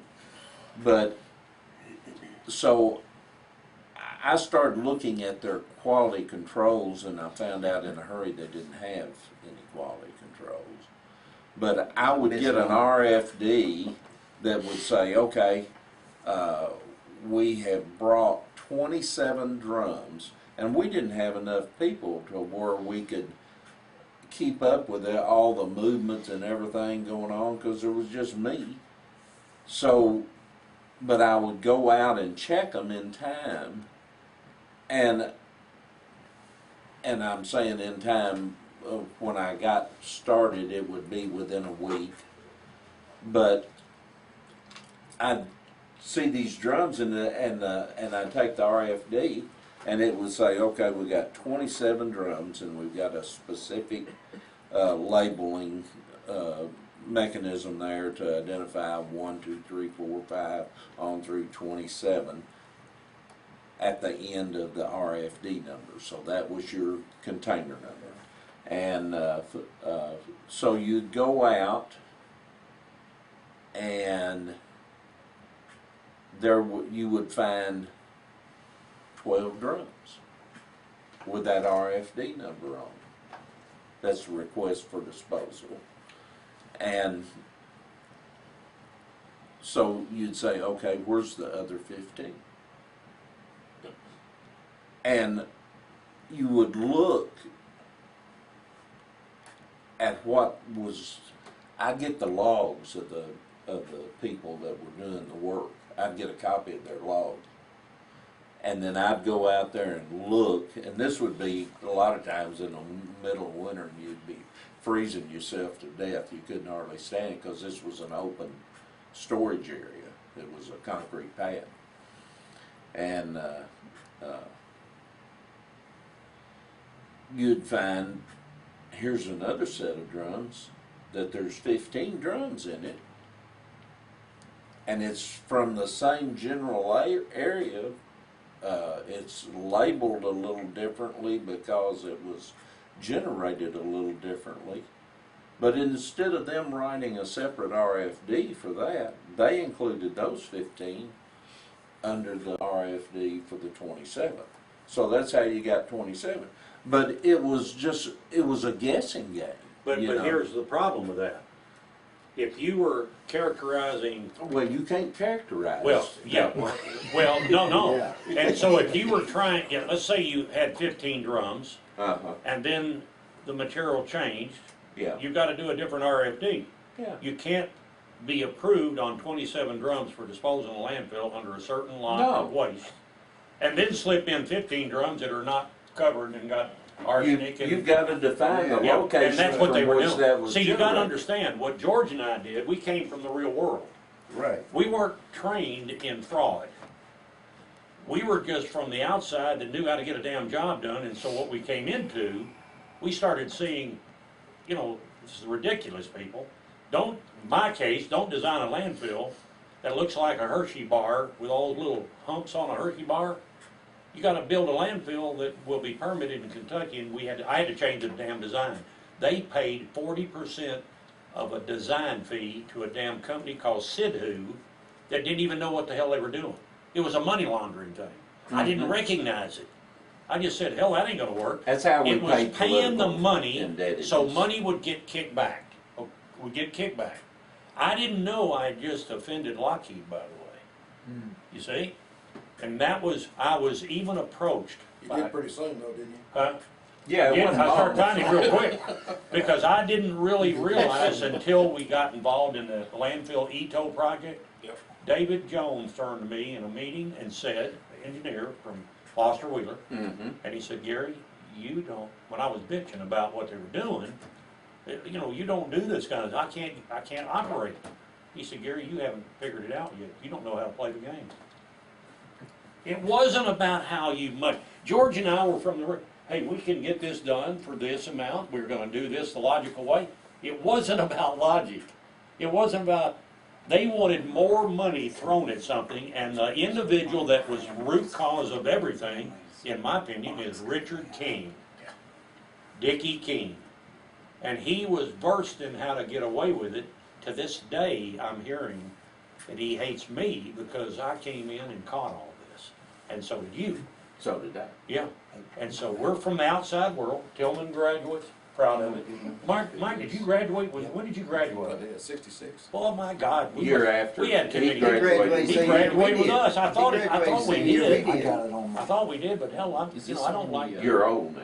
I'm getting older by the minute. Well, you're that guy I'm trying to stay away from. Yeah. Well, I really wasn't around anybody back at Tillman, but by God, I'm gonna tell you, boys, Yeah. I'm around all of you now because I'm not gonna put up with this. Bobby, I'd like to share, excuse me, Go ahead. I'd like to share something we did, we're kind of changing horses here. I mentioned that I worked on this powder crew earlier.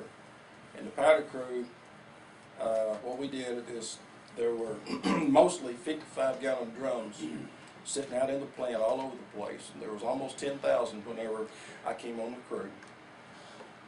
And what we would do is we'd take a forklift and pick up this 55-gallon drum, just pinch it, pick it up.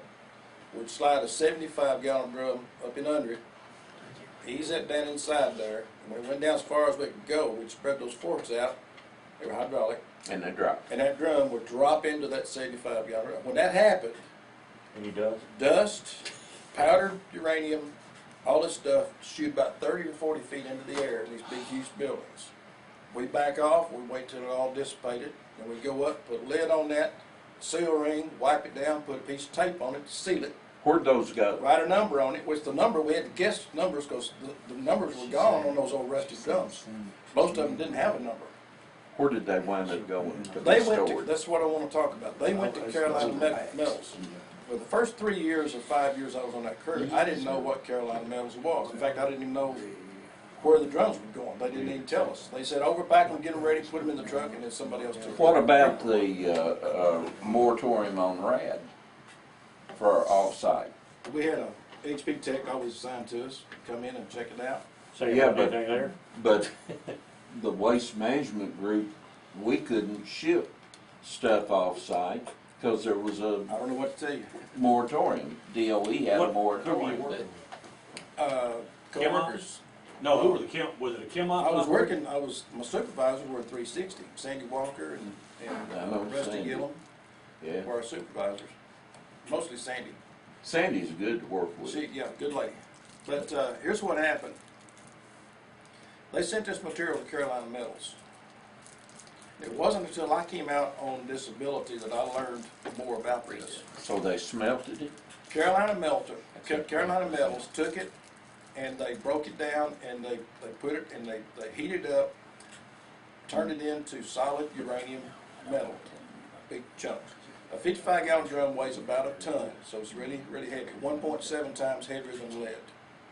So the benefit of using uranium ammunition is that instead of having to fire a round at somebody that's half as big around as one of those paint cans over there, you can fire a projectile even smaller than your water bottle and get a whole lot better results. Okay. Plus the fact that when that UF4, when that metal went through that tank, it would spark it just like striking a match, and it would start to burn.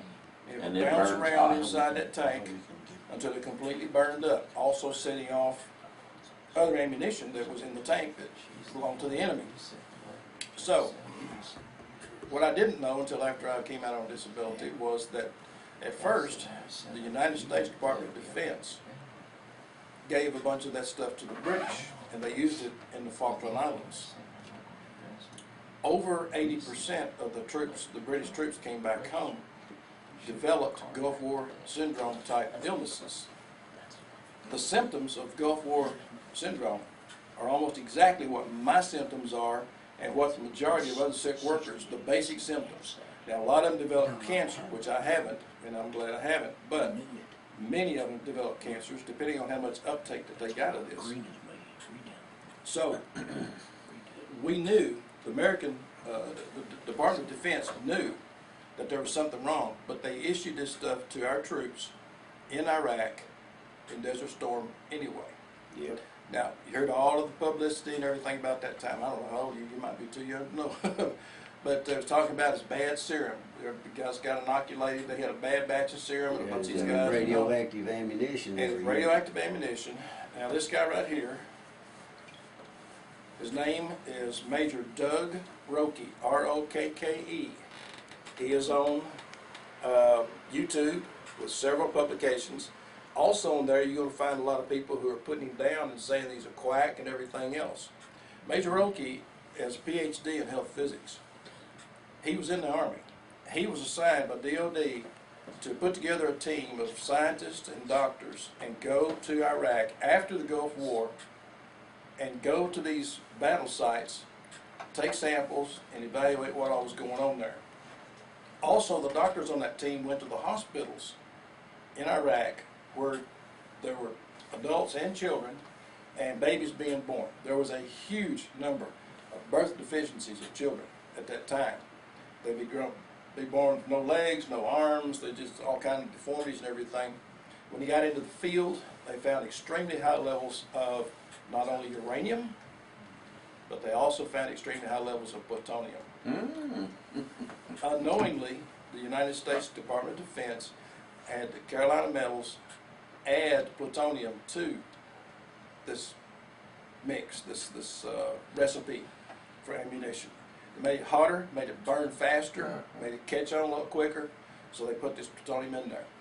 Now, if you go back to the history books, it will tell you that 800 and some troops were casualties in the Gulf War. Actually, it was more like 30,000. because when they came home, they were getting sick. And the longer they were home, the sicker they got. Jeez. Now, I'm not a Hillary fan at all. But one thing she did do that was really good is she went to a National Guard unit in upstate New York, and she saw all these sick people. And she did try to help them through the DOD, get proper health care, some of them had to go right straight on disabilities and stuff. But the national news organizations, they squelched it because so nobody else would find out about it. So that's on the internet too, if you can find it. But we poisoned our own troops. Since the Gulf War, we have not been using any kind of uranium ammunition that I know of. Now, Well, all that green salt that you were packing up too is most of that stuff that we made. right, the UF4, And it all had transuranics in it. absolutely. Yes, sir. And then it had the arsenic and lead, so all Arsenic, that stuff was in lead, it too. But it had plutonium, Right. neptunium, americium, technetium, all that stuff in it Right. because we contaminated it with tails. Now, another thing Yeah. that they don't want to talk about is after World War II, there was this thing called the, what was it, the agreement? Shoot, I can't remember names so well. I cannot remember it. What kind of agreement was It it? was all the countries just got together, and one of the things that was in this article of war that they would never use. Flamethrower, They would never use one of them. radioactive materials as Yeah. weapons. Yeah. So the United States blatantly broke that agreement, and nobody ever said a word about it. Yep. They used uranium ammunition and plutonium in weapons, and they were not supposed to. And again, where was this coming from? Directly from Paducah? But yeah, I Yeah, from Paducah. I From went the back a huge process. amount of it. From the green, Huge. leftover green salt from the feed plant. Was it sent to Metropolis first for No, for it was overpacked. conversion? Right from our. And it was sent it's to the Carolina? It was the leftover green salt from the feed Carolina plant Metals. out of Paducah and sent to Carolina Okay. Metals and Yeah. See, melted Paducah down. used to do what Metropolis is doing now. Paducah used to be the only place you could get feed material. And then you had Kerr-McGee in Oklahoma, and you had Allied Chemical in Metropolis. And then they couldn't really compete with the feed plant. We could make it so much cheaper, and they wanted to privatize it. So Allied and Kerr-McGee in Oklahoma Yep.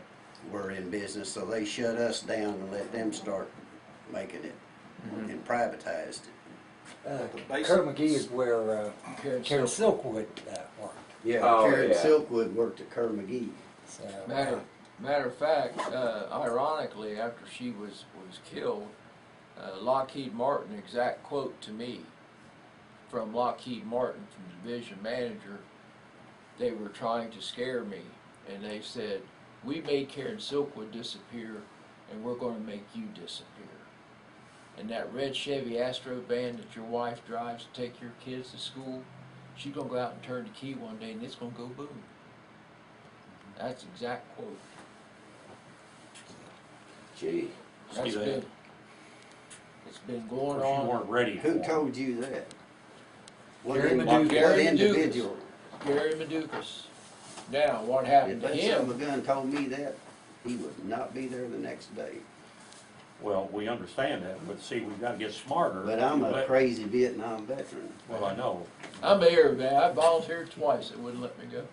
So if somebody told me something like that, All right. me and Right. you, buddy. There's no difference between every one of us in this room. You know, a whistleblower is not going to sit here and have somebody tell him, now here's what you're going to say. Oh, no. And so if they pull that on any of us, there's not a one of us that would tolerate that. I've just got to learn that I'm either going to have a bulletproof vest and a gun on me. Because when I was at Rocky Flats, a guy walks up to me after he heard what I had to say. He opened that suit coat and said, and I said, "Can I help you?" And he said, and he's on a walker. He said, "All I can tell you is I wanted to see if you had a bulletproof vest on." So we're all threatened. Yep. And we don't know how many the next time we'll have, but I I would got have to tell opened you his, something. reached over and opened his up and said, I don't see yours either, buddy. Well, but what he was saying, no, he was saying, Rocky Flats people don't take this shit. And he was saying, I'm proud of you for coming up here and deal with all the same DOE people, all the DOL people on their little dog and pony show, Denise Brock, all of them went right down the line. And Jerry Harden, standing right there, was holding one of the banners, Justice for Rocky Flats, and it was about plutonium. And if you look at their videos, they're so far out ahead of us as far as documenting what DOE would do to you. Well, they didn't have the union fighting them like we Yeah. have. Yeah. Yeah. That's a the good big point. difference. That's the big You know, difference. That's what right you've there. got, and you Yeah. just said it, you've got the most. Well, in fact, Ricky Ladd is not with us today. Ricky picked up Richard Miller from the airport and took him right to David Fuller's office. And Richard Miller told Dan Minner, he was assigned by Mitch McConnell, they were best buddies. Now we're seeing Richard Miller's getting involved in this. He was one of the people that allegedly thought that this was the best law that we could have ever had. Well, how many people are now furious about the violations of the EOICPA? It's all because David Miller took ownership that this is all you're going to be able to get, just like Stuart Toller's wife said. So Mitch McConnell stepped in, they figured out a way to get money, make money off of this, and then they turned around and set up a process where you don't get paid unless you're a contributor. I've already said it so many times, it's a quid pro quo. It's instead of a chicken in every pot, you get a sick worker claim paid, and then you're supposed to dole it back, most likely to McConnell, because the first question out of everybody's mouth is, what do they have to gain by this? Well, how about if you control the United States through the DOE? Yeah. How about the most important man in this nation is King McConnell?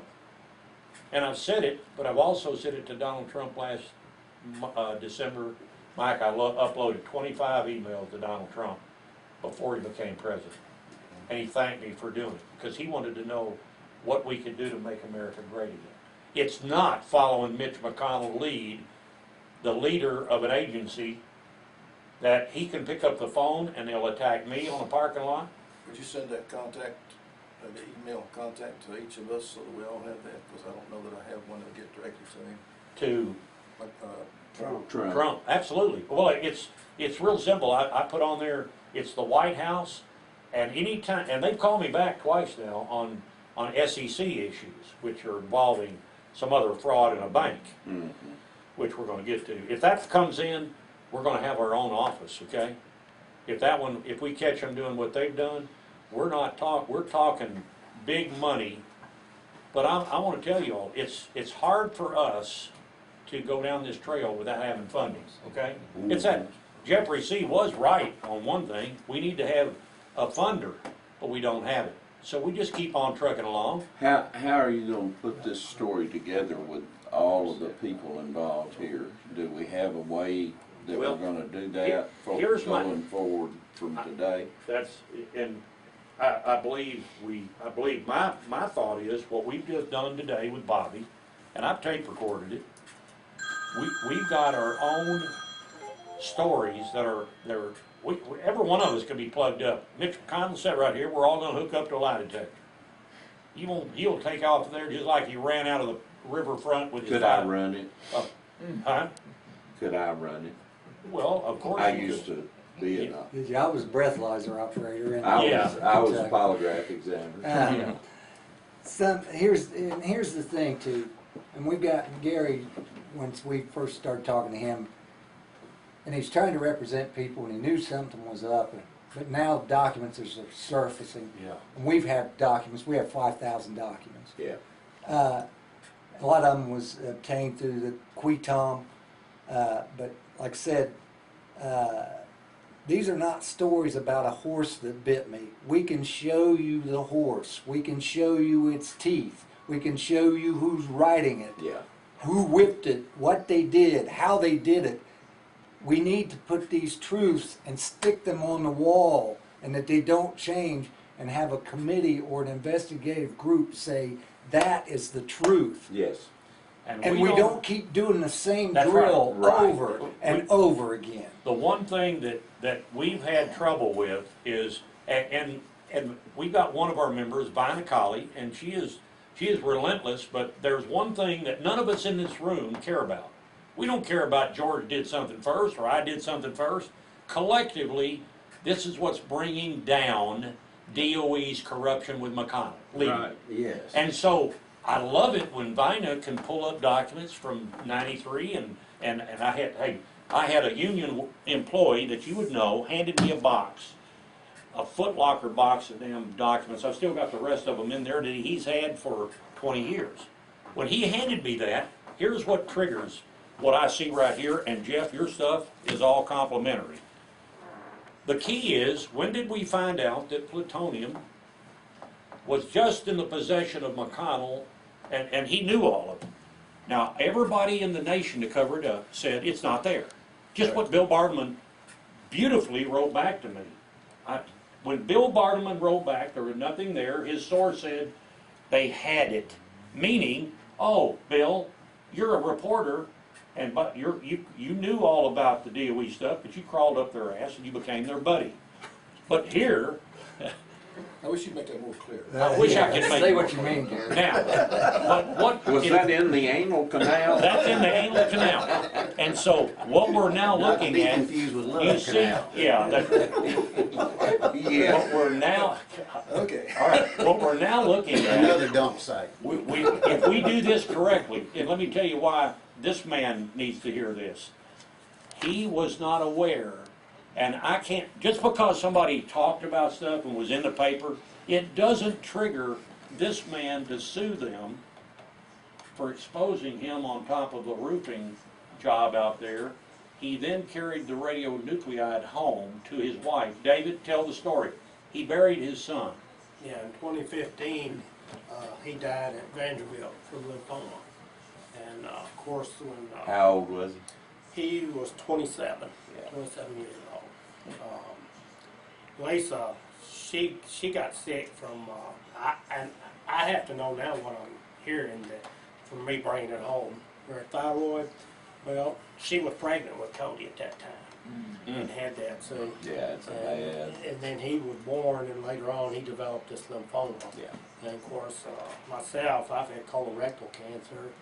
And, He survives. and I survived it. And then What I've got roofs? a breathing problem too, like you, but I'm not as bad off as you are right now, but it's heading there. What roofs did you work on? It was one of the process buildings. It was, I think it 33? was 33. Yeah. Well, And who was the contractor? It Tilford was General Roofing. General Roof. okay, but let me tell you why the connection of the dots in a sick worker claim process brings him hope.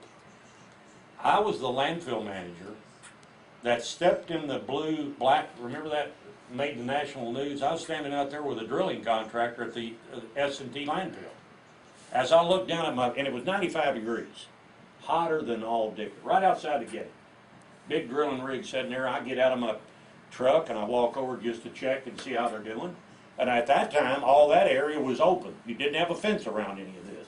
It's This is outside a the landfill. characterization well. Yeah, Drilling. yeah, it's one of the, it's They either a drill all around the piezometer. plant. But the good thing is, where I stepped, I saw black, like Jed Clampett, bubbling crude coming out of the ground. I It wasn't remember. bubbling crude.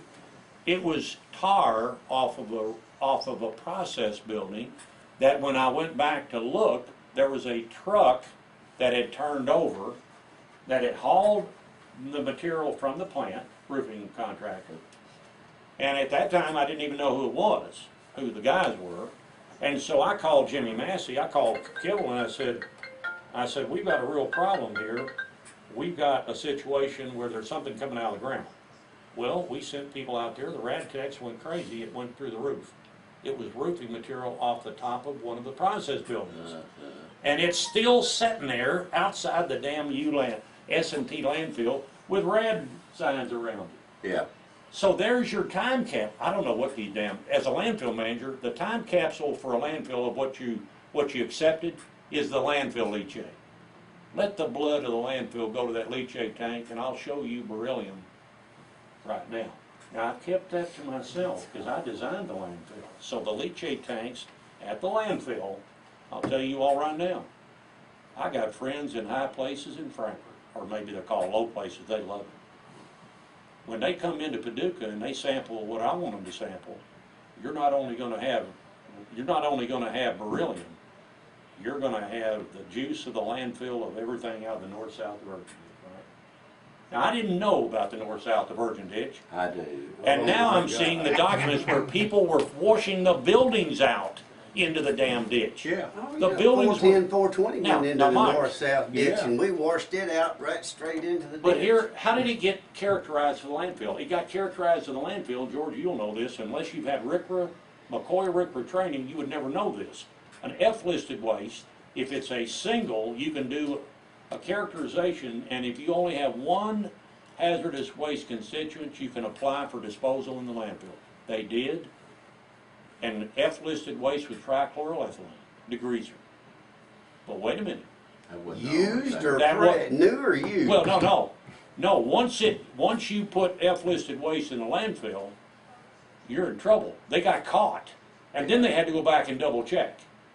What I'm telling you is they put F-listed degreasing waste in the landfill, trichloroethylene, but there was another F-listed waste. You couldn't put it in the landfill if you put trichloroethane in it. Ethane is worse than ethylene, okay? Now that means they should have gone to Frankfurt. Now we've got two F-listed waste here.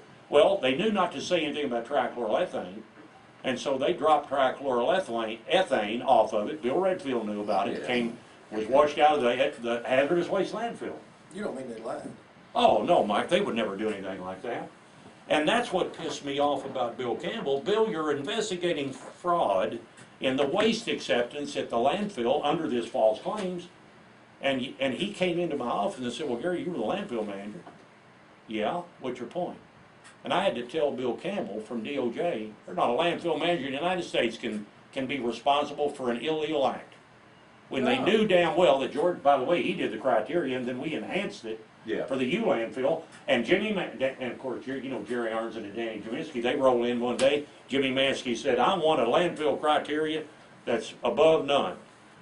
And Danny and Jerry looked at each other, and I'm sitting there, and Jimmy Mansky said, what are you going to do, Danny? And Danny said, well, I don't know. I guess we could do something. Da-da-da. Wait a damn minute, boys. Are you fucking kidding me? I'm the landfill manager, and we've had one for 5 damn years. And my compliance people didn't even know what it was. And And- what we and did so what on we've the been operating- procedure, if you remember correctly, we had it where the last signature on the documents that came to certify the waste that was going to Was the you. generator. No, the last signature was Jimmy Massey's. Oh, yeah. Jimmy had, that's right. I And the forgot first about thing he did. So first, he made sure everybody knew what they were doing, but then they didn't follow they had no clue to follow what they were doing. So I will tell you about Jimmy. When I look at what happened with Lockheed, Jimmy set the process in place. And by God, the problem with Jimmy is he just didn't know that they didn't know what they were doing. And Jimmy signed off on it, and I don't think to this day Jimmy Massey ever did anything knowingly, except I don't know all the details of behind those other closed doors with John Morgan, okay? But John Morgan is dirtier than all get out. I know a lot about John. I figured you did, that's why I would have cut that off. So. Bobby's got that.